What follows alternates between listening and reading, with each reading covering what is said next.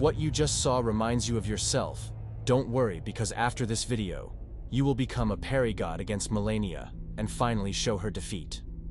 I'll be going over each one of her parryable attacks from easiest to deal with to hardest. 2 general rules that will make your life easier when parrying her is 1. You should always be in her face, and 2. Stay calm when fighting her.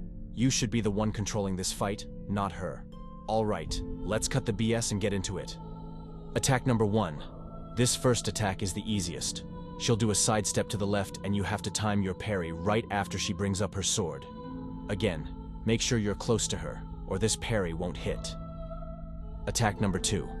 This time, instead of doing a sidestep to the left, she will jump to the right to attack. Parry here. Number 3. She uses this attack to close the distance between you two. An easy way to identify this attack is through the spark she makes right before she is about to attack. You want to time the parry right after you see the spark effect finish. Attack number 4. Not many people know, but you can actually parry her thrusting attack, and it has one of the most forgiving parry timings on this list. Once you close in on her, just like with the previous attack, you want to look for the visual cue of the sparks and time the parry right after this.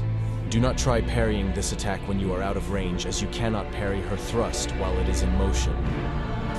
This attack is the only attack that follows unconventional rules, as the hitbox is a little bit different. Instead of going into her attack, you want to back up a couple of steps, as if you don't, this attack will always hit you when trying to parry.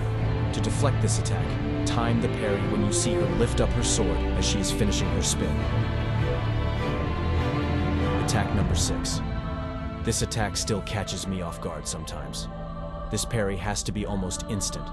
The visual cue for this attack is when she raises her sword. As soon as you see the sword being brought up, that is when you parry.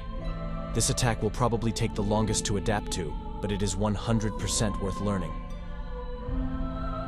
This video up until now has dealt with the parry-only attacks, but the waterfowl dance is still an attack that causes so many deaths to struggling players, so I decided I would also cover this move.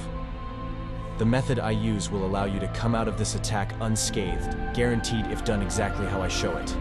To get started, this method involves using Bloodhound Step conservatively. We don't spam around here. As soon as you see her lift up in the air, run the opposite direction and unequip your shield to be able to use Bloodhound Step. You want to time the Bloodhound Step to when you see the first flurry hit the ground.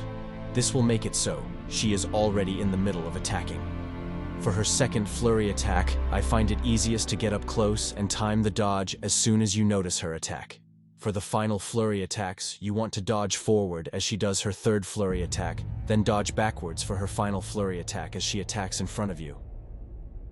Using this guide will not only make this boss fight trivial, even for those who are currently struggling, but make you feel good about yourself knowing you achieved a legit victory against one of the toughest bosses in Soulsborne history.